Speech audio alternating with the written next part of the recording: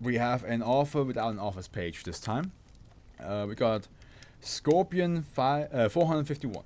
Scorpion 451. And to answer your questions, I don't know. It doesn't. It sadly does not go in a great detail of which switch yokais they had and how they were used for war. It's just a confirmation that kappas definitely were part of the war, and they will have yokais. They had yokais joining in. If they had every single yokai, who knows? Who knows? I have no idea. Okay, Scorpion 451 wrote an anomalous area in Arizona. Ooh, alliteration, guys. An anomalous area in Arizona.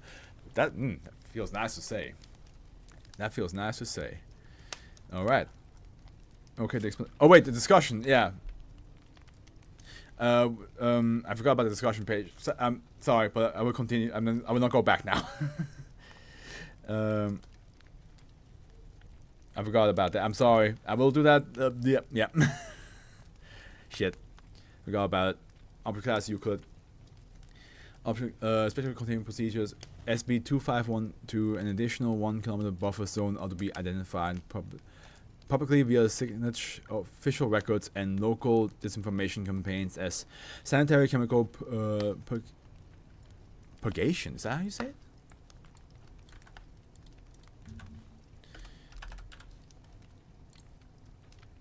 Purgation. Purgation. Okay, cool. Is it like the purge or purification or cleansing? Yeah. That's what. Okay, so it is like that. Like purging something or like cleaning something. A hazardous waste sequestration facility. The perimeter of this area is to be fenced and patrolled on a randomized schedule by staff in full hazardous waste protection garb. Footnote. This garb is purely for reinforcement of cover operations. SB 2512 presents no primary chemical or biological hazard.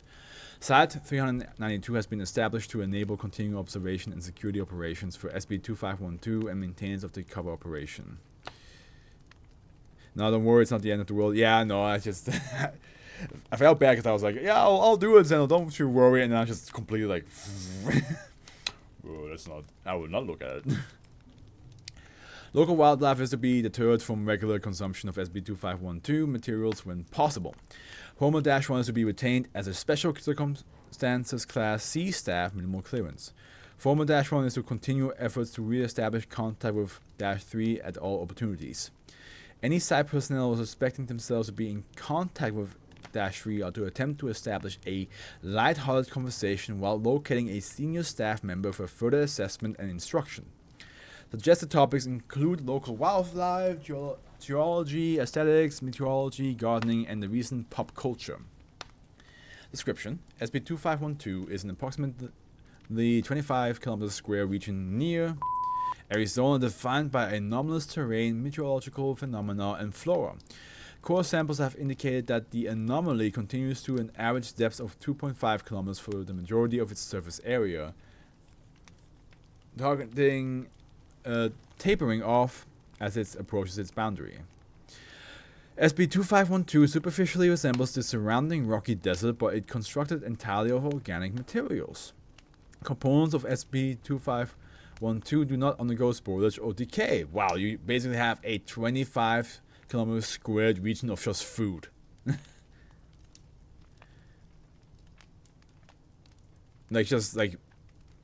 Of just fruits and vegetables that don't spoil. But let's be honest, even though that sounds amazing, and that would definitely, and that will probably solve a lot of things, there must be something. There must be some kind of drawback. Ain't no way there's an anomaly that's just like that could basically fix world hunger. And also not stress you out with expiration dates.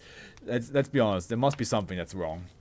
Bacteria and non-living materials inconsistent with the composition of SB 2512 are weakly repelled at the boundary of SB 2512. Okay, so it does not. Yeah, no bacteria get on. It's basically squeaky clean. No need for any GMOs or anything like that. It just is there. I'm not sure how organic a burger is, Zeno, but if you do find a random burger in the desert, I would advise not to eat that. Because that would be very worrisome. Any such material forcibly introduced to SB2512 is gradually converted to materials present within SB2512.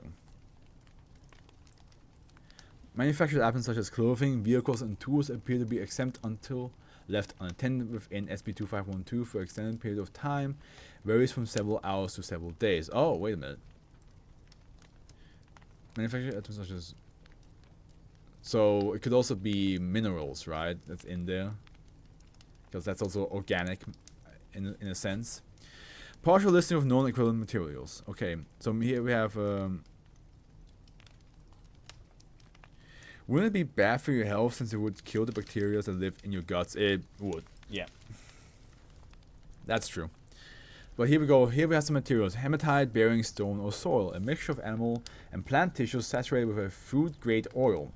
Test identified the animal components as Bos taurus, domesticated cow, Sus scrofa domestica, domesticated pig, and various species of fish. Okay.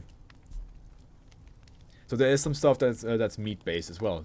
The plant components are consistent with the ingredient. I mean, yeah. I guess an animal at the end is organic, so... The plant or components are consistent with the ingredients of a regional variant of adobo. A spice marinade originating in Spain, common in Latin America and Tex-Mex cuisine. So, Zeno can be happy. He can find a burger in the middle of the desert. He can find a burger. He can find a pizza. As long as it's all organic. Non-hepatite bearing stone or sand. Yellow frangible material identified as a fried Zayum maize corn flavor. Various dairy products consistent with products of domestic cattle species. Flint gravel, various legumes. Water, non-portable. Results have included milk, bovine, esslerios, spices, solanum, lycopersicum, tomato.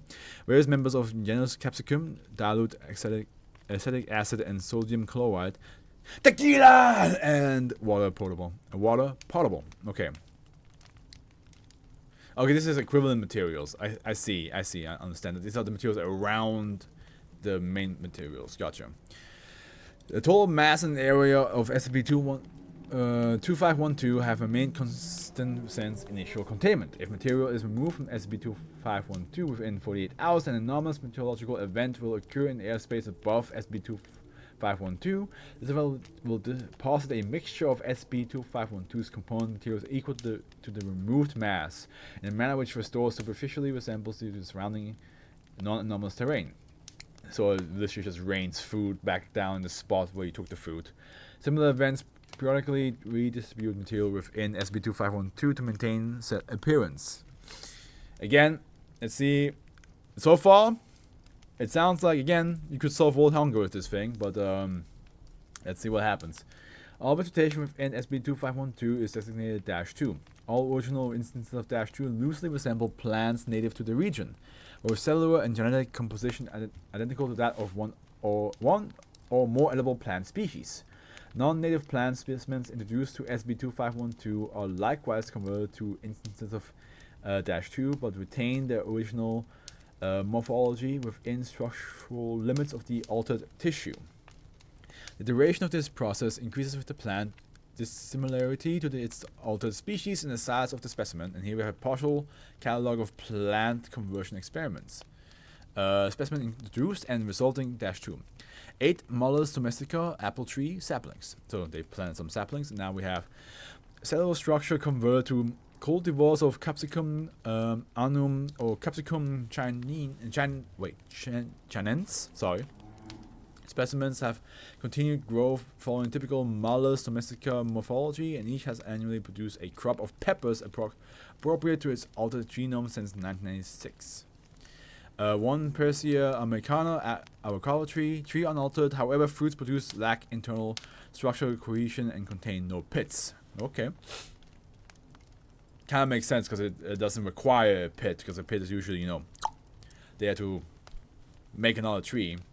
But since it's a place where it magically gets rained on to just bring the whatever food you took back. It doesn't need the pit anymore. One evolution. One Canagia gigantea saguaro cactus.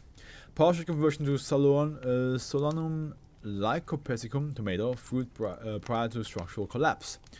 36 specimens of Zay maize corn, unaltered, but upon maturation, kernels underwent rapid desiccation by expulsion of internal fluids prior to disintegration and self-immolation within unfolded husk leaves. This process produced 2 to 3 curved shells from each ear of kernels. Oh, okay. So it just basically exploded in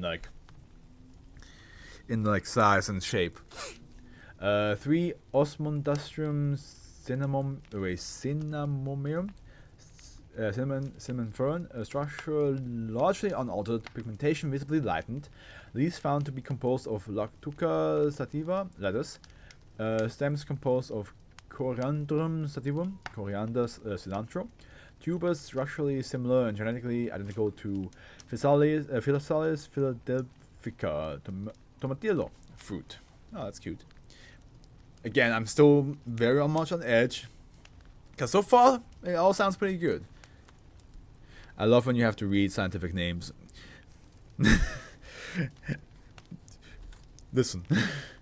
Because my brain is fighting if I should read it in a German way, because a lot of the Latin names are very much said with like the German alphabet.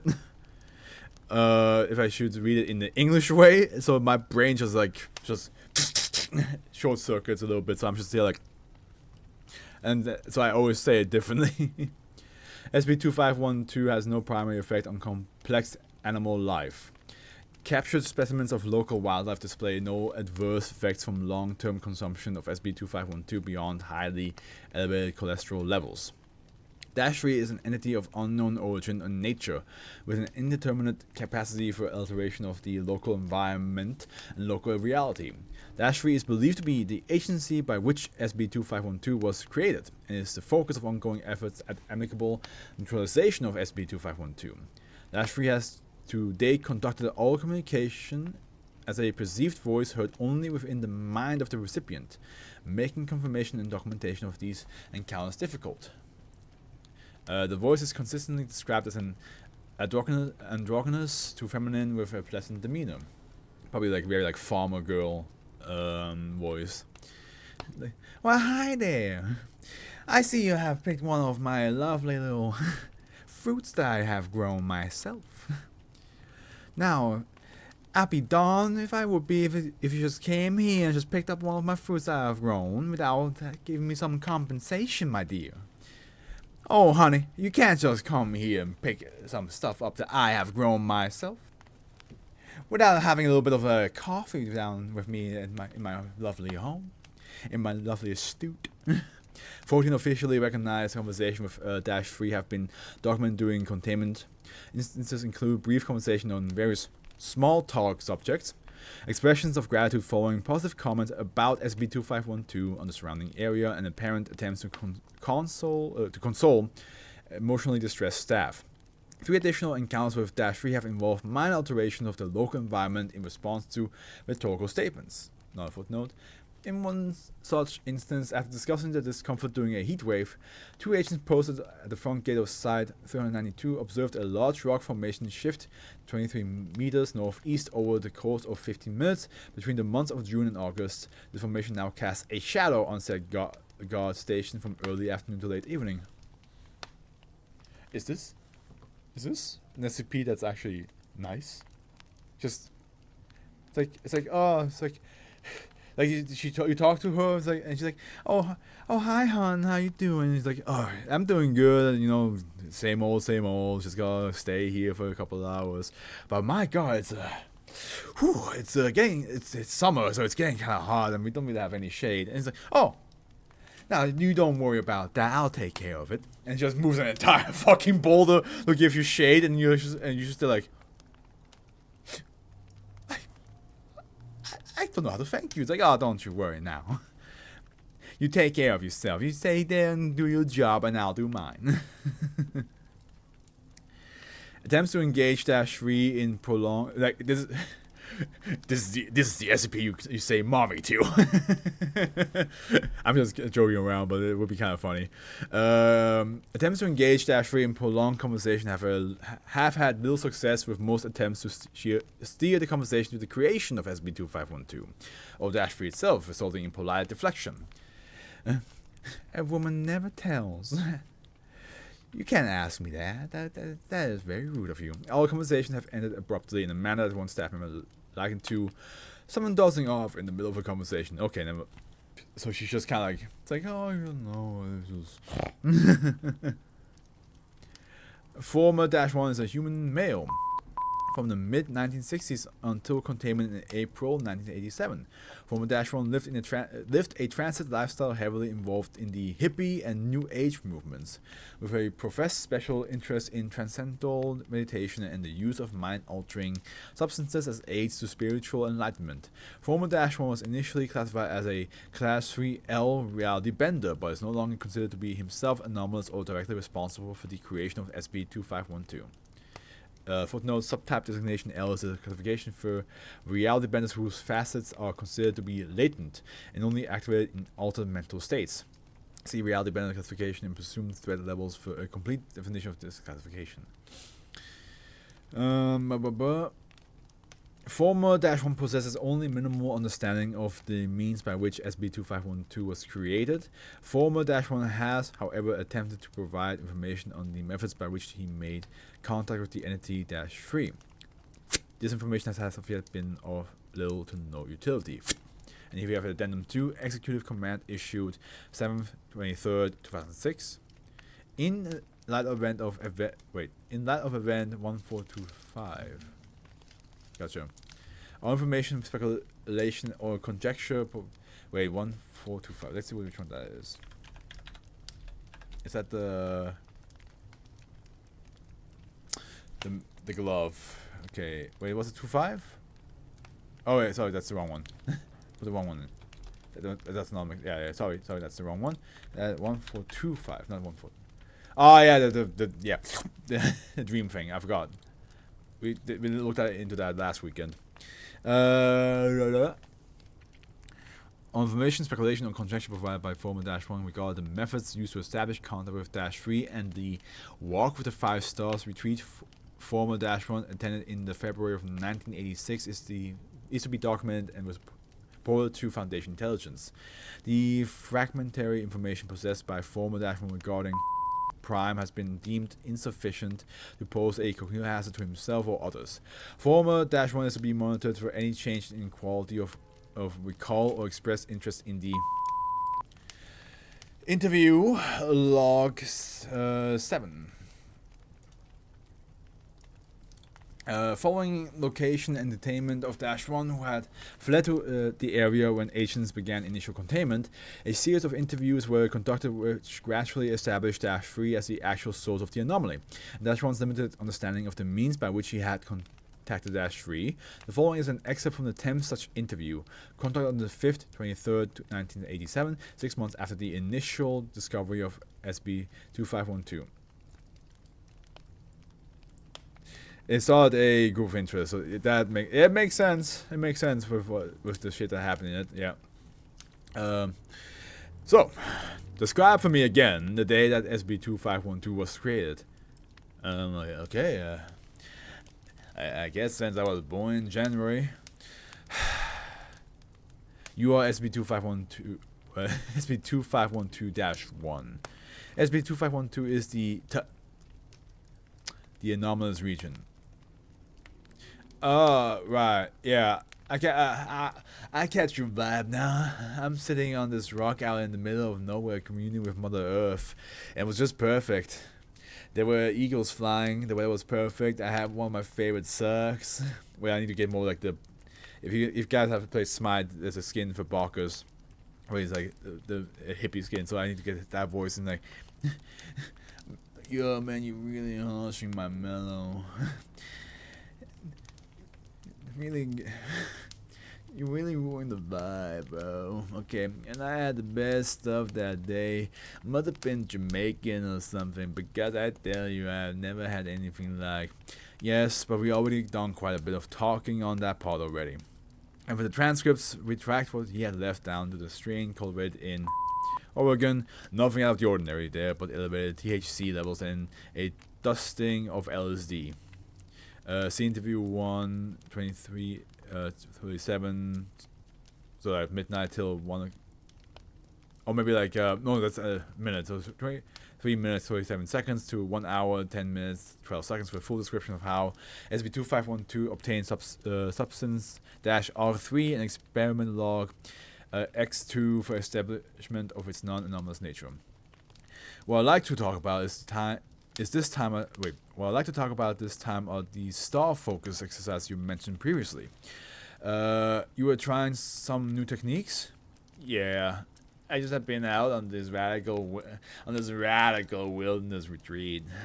There's this new guru out there that had this whole theory about how to expand your consciousness by communing with the echoes of the dude expunged. This section was expunged as per standard precautionary measures against the spread of potential cognitive hazards following Event 1425 prior to realization of its potential research value. Reconstruction efforts are ongoing for this portion of the original cassette recording in hopes of extracting further information on Prime.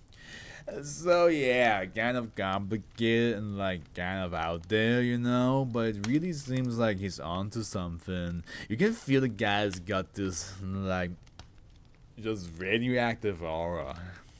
Footnote: see interview 3, 1 hour 23 minutes 42 seconds to 2 hours 45 minutes 32 seconds for full description of -1 beliefs regarding auras and experiment log 3 for establishment of its non-anomalous nature. He's gotta be doing something right.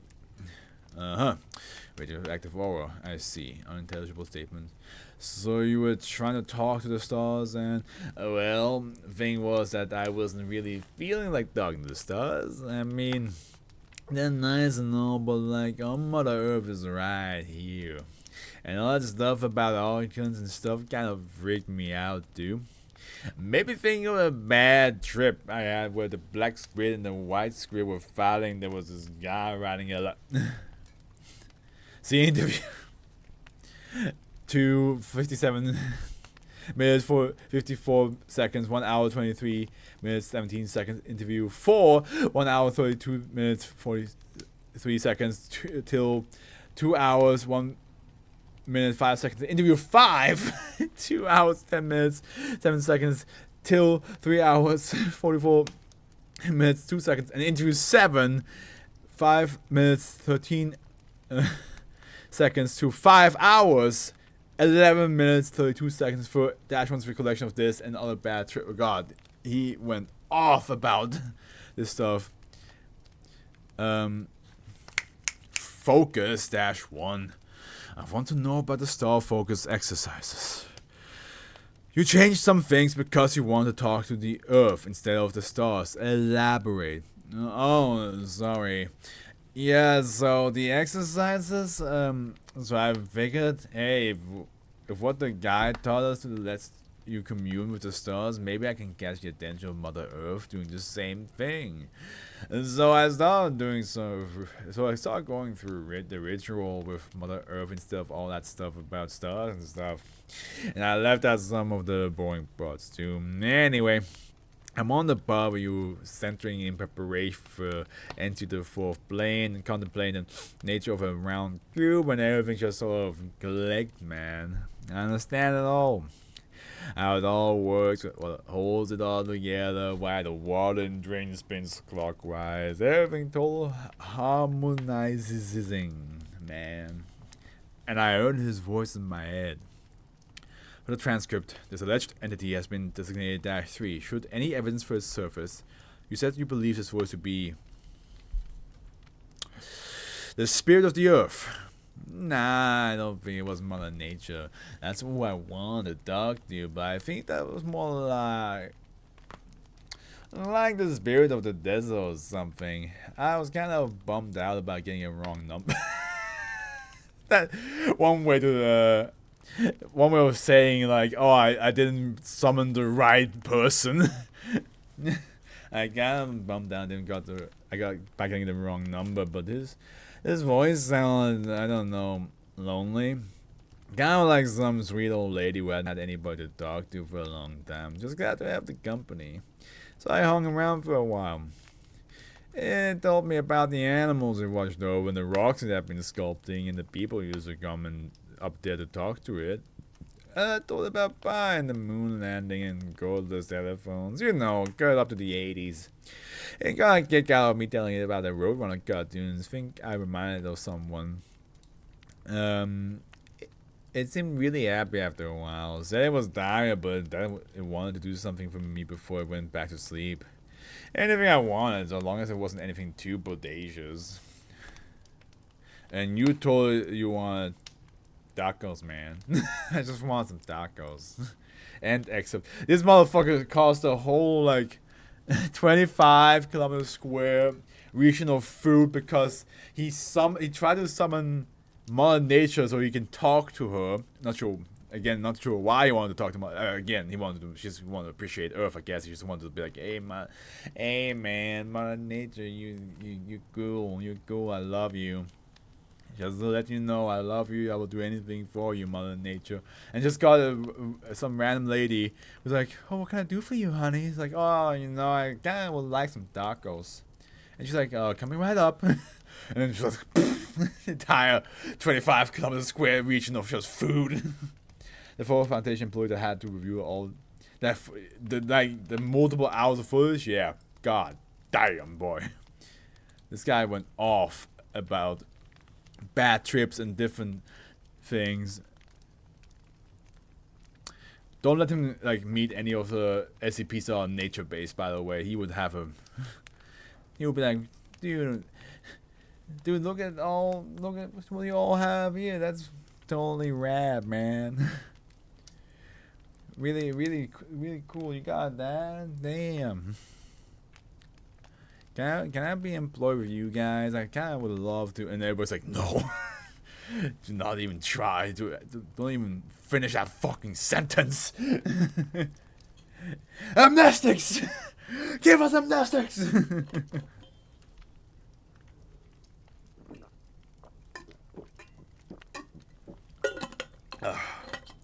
Alright.